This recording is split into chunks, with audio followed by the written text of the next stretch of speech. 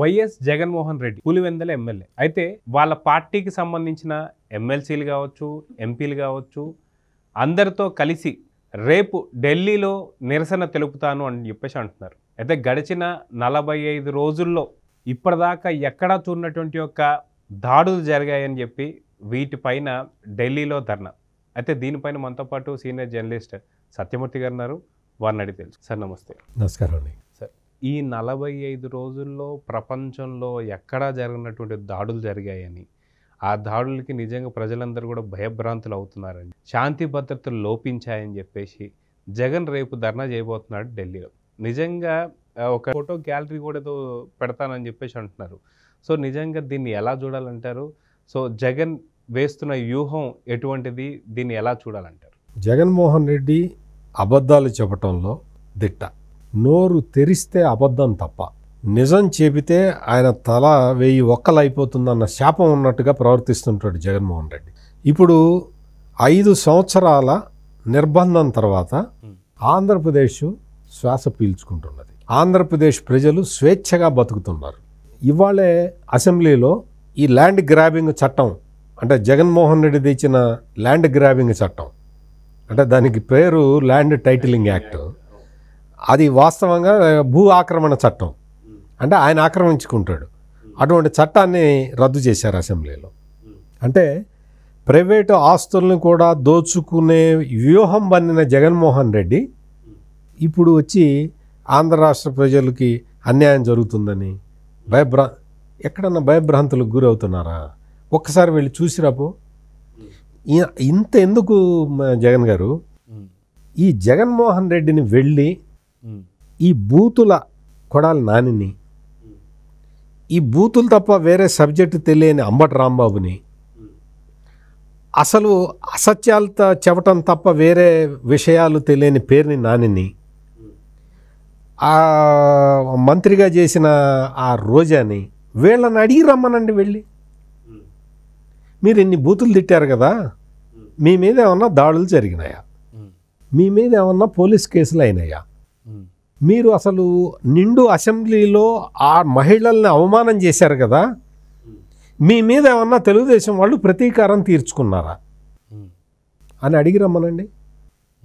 ఇదే జగన్మోహన్ రెడ్డిని ఆ కొడాలి నానిని పిలిపించుకొని అడగమనండి. ఏమి కొడాలి నాని, నువ్వు ఇన్ని బూతులు మాడతావు కదా, పొద్దున్న లేచిన దగ్గర నుంచి నీ అశుద్ధమైన నోరు వేసుకొని నువ్వు అన్ని బూతులే మాట్లాడతావు కదా, నీ మీద ఏమన్నా తెలుగుదేశం వాళ్ళు దాడులు చేశారా, కేసులు పెట్టారా అని అడగమనండి. తెలుగుదేశం పార్టీ, తెలుగుదేశం కూటమి అధికారంలోకి వచ్చిన తర్వాత రాష్ట్రాన్ని ఎట్లా అభివృద్ధి చేయాలి, ఎట్లా ముందరికి తీసుకెళ్ళాలి, పారిశ్రామికంగా ఎట్లా ముందరికి తీసుకెళ్ళాలి, ఇతర రంగాల్లో ఏ విధంగా మనం ప్రగతి సాధించాలి అన్న ఆలోచనలో వాళ్ళు పోతూ ఉంటే నువ్వు చంపుతున్నారు. అక్కడ మొత్తం 31 మందిని చంపారని చెప్పాడు జగన్మోహన్ రెడ్డి. జగన్మోహన్ రెడ్డి ఆ 31 మంది పేర్లు బయటపెట్టు. వీళ్ళ పేరు ఇదిగో ఇవి జరిగి ఇంతమంది చచ్చిపోయారు, వాళ్ళ పేర్లు ఇవి, వాళ్ళ ఊరు ఇది అని లిస్టు ఇవ్వు. నువ్వు లిస్ట్ ఇస్తే 31 మంది ఎవరో తెలుస్తుంది కదా. ఆంధ్రప్రదేశ్ పోలీసులు నిన్ననే ఒక క్లియర్ కట్గా దీన్ని రిలీజ్ చేశారు, ఇన్ఫర్మేషన్ని.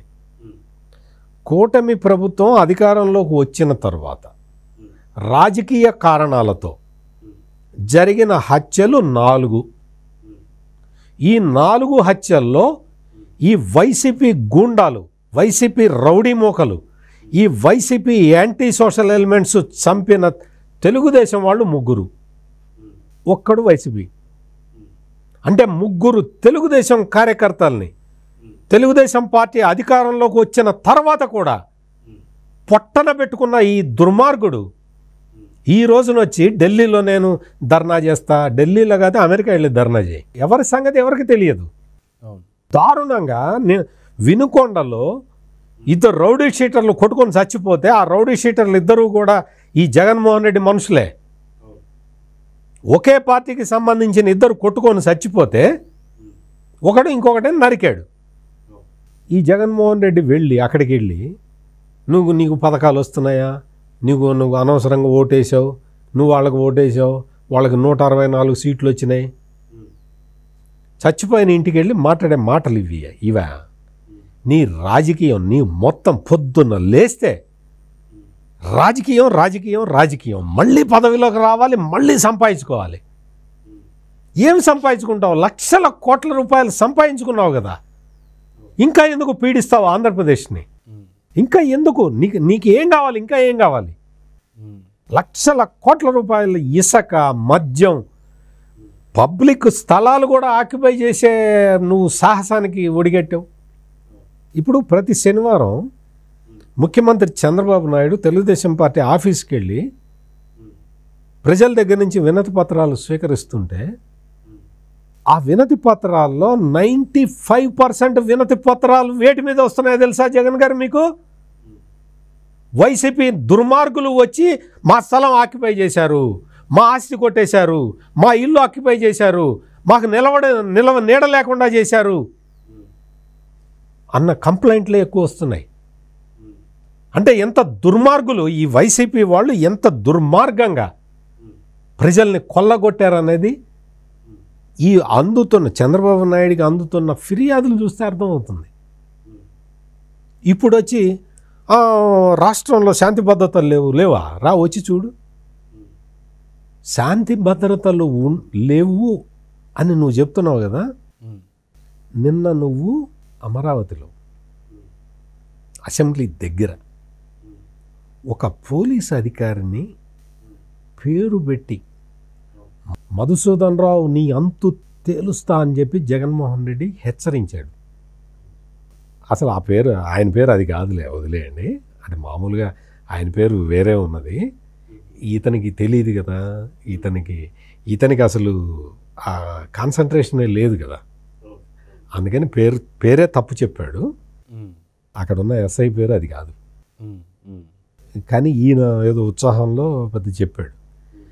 మామూలుగా అయితే ఒక డ్యూటీలో ఉన్న పోలీస్ ఆఫీసర్ని ఎవడైనా సరే, వాడు మాజీ ముఖ్యమంత్రి అయినా ఎవడైనా సరే, పేరు పెట్టి చెయ్యి చూపించి బెదిరిస్తే ఈ పాటికి లాకప్లో వేయాలి. కానీ ఆంధ్రప్రదేశ్లో వేయలేదే, ఏదో ఆవేశంలో అన్నాడని వదిలేశారు కదా. ఇంతకన్నా నీకు రాష్ట్రంలో శాంతి భద్రతలు ఉన్నాయి అని చెప్పటానికి తార్కాణం ఏం కావాలి? రాష్ట్రంలో శాంతి భద్రతలే లేకపోతే ఈ పాటికి నువ్వు విధి నిర్వహణలో ఉన్న ఒక పోలీస్ ఆఫీసర్ని బెదిరించినందుకు, పేరు పెట్టి బెదిరించినందుకు ఈరోజు నువ్వు జైల్లో ఉండాలి. నువ్వు ఢిల్లీ వెళ్ళి ప్రశాంతంగా ధర్నా చేసుకుంటున్నావు కదా, ఇదే గుర్తు రాష్ట్రంలో ప్రజాస్వామ్యం ఉన్నది అని. నువ్వు బెదిరించినా కానీ, పోలీస్ ఆఫీసర్ని పేరు పెట్టి బెదిరించినా కానీ నిన్ను క్షమించి వదిలేశారు పోలీసులు. ఇది గుర్తుపెట్టుకోవాలి జగన్మోహన్ రెడ్డి. అయితే అదిగాక తన హయాంలో ప్రచారానికి వెళ్తున్న టైంలో మనం కోడిగుడ్లు చూసాము, చెప్పులు విసరడం చూసాము, ఇలాంటి గులకరాయి కేసు కూడా చూసాము. అక్కడ స్వయంగా ఆయన ముఖ్యమంత్రి ఉన్నప్పుడు శాంతి భద్రతలు ఉన్నాయా లేదో ఆయనకే తెలియాలి. ఇప్పుడు ఇంత జరిగిన తర్వాత వినుకొండకు వచ్చిన తర్వాత వినుకొండలో ఆయన పరామర్శించిన టైంలో కూడా అక్కడ ఆయనకి ఏం జరగలేదు. సో శాంతి భద్రతలు ఎప్పుడు లోపించాయి ఏంటి అనేది అర్థం అవుతలేదు అనుకోవచ్చా? బాగా గుర్తు చేశారు. ఆయన ముఖ్యమంత్రిగా ఉండగానే కదా ఆయన మీద చెప్పులు వేశారు, ఆయన ముఖ్యమంత్రిగా ఉండగానే కదా ఆయన మీద కోడిగుడ్లు వేశారు, ఆయన ముఖ్యమంత్రిగా ఉండగానే కదా ఒక గులకరాయి వచ్చి తగిలితే నిజంగా కూడా తగల్లా. చెప్పు పడ్డది వాస్తవం, కోడిగుడ్డు పడ్డది వాస్తవం. ఈ గులకరాయే లేదు, గులకరాయి తగలలేదు, ఎవరు కూడా విసిరేయలేదు. కానీ ఒక చిన్న పిల్లవాడిని అటెంప్ట్ టు మర్డర్ కేసులో ఇరికించిన దుర్మార్గుడు ఈ జగన్మోహన్ రెడ్డి. ఒక చిన్న 15 ఏళ్ల పిల్లాడిని అటెంప్ట్ టు మర్డర్ కేసులో ఇరికిచ్చావు.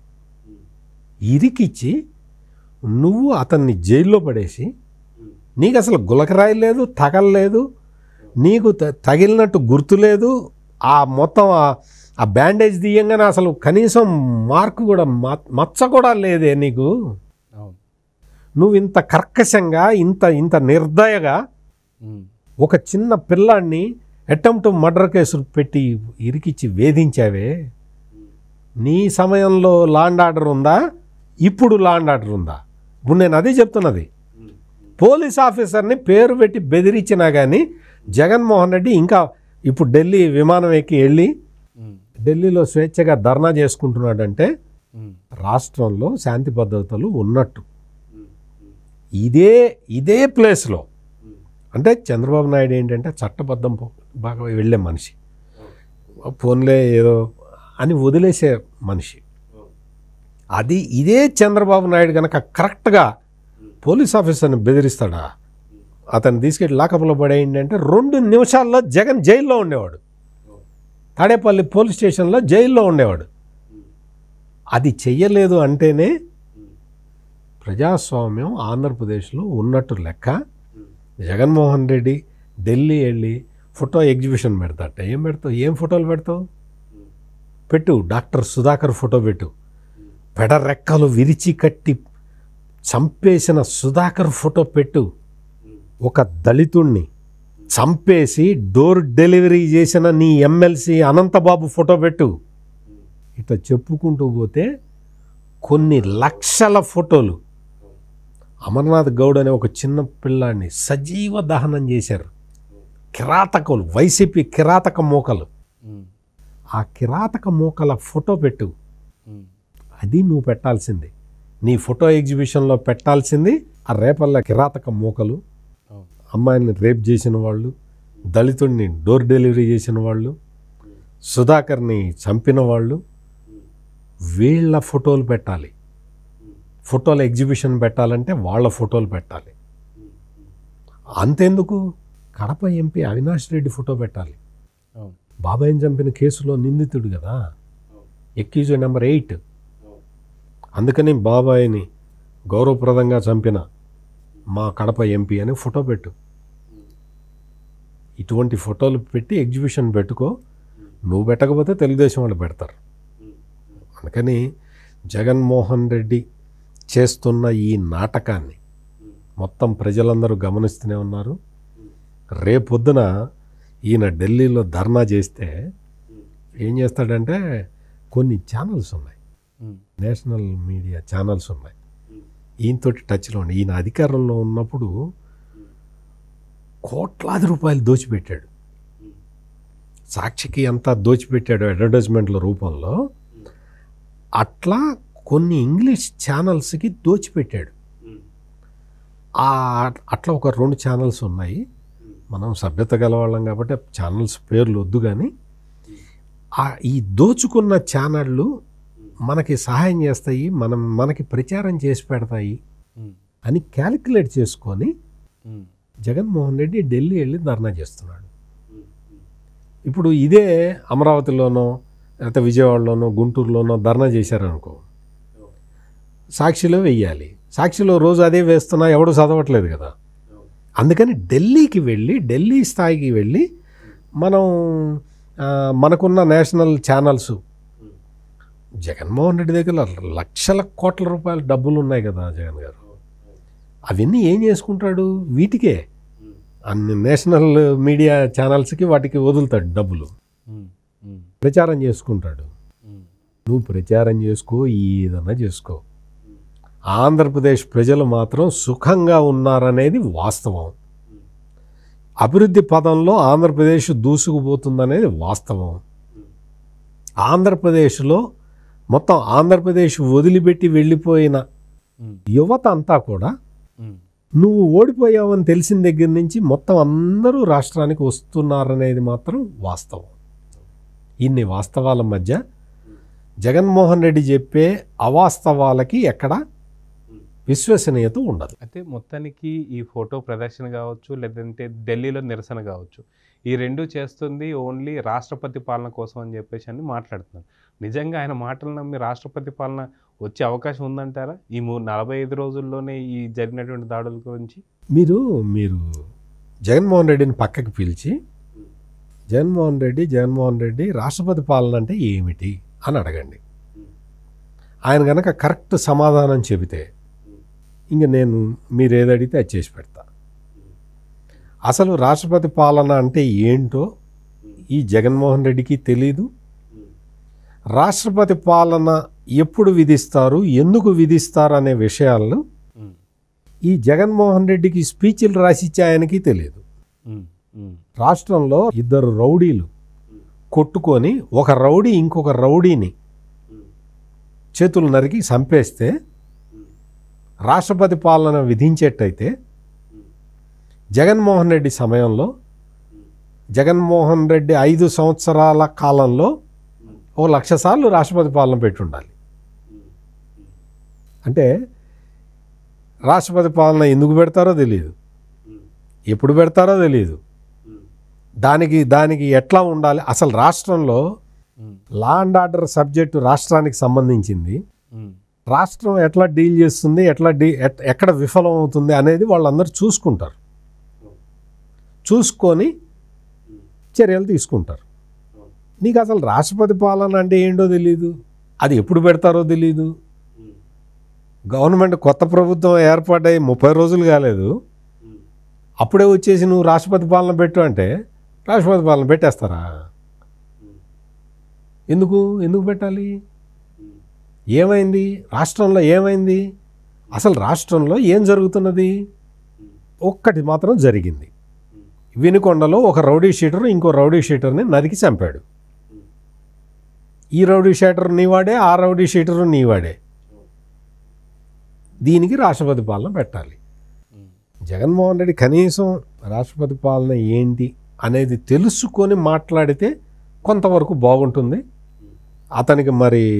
అతనికి తెలియకపోతే ఆ స్పీచ్లు రాసి ఇచ్చే అతనన్నా చెప్పాలి. సో చూద్దాం సార్, రేపటి జరిగేటువంటి నిరసనలో ఆ యొక్క ఫోటో ప్రదర్శనలు ఏదైతే ఉన్నాయో మీరు అన్నట్టుగా డాక్టర్ సుధాకర్ది కావచ్చు, లేదంటే మటుకు మీరు అన్నట్టు ఆ ఫోటోలు పెడతాడా లేదా అనేది చూద్దాం. మరి నమస్తే. నమస్కారం అండి.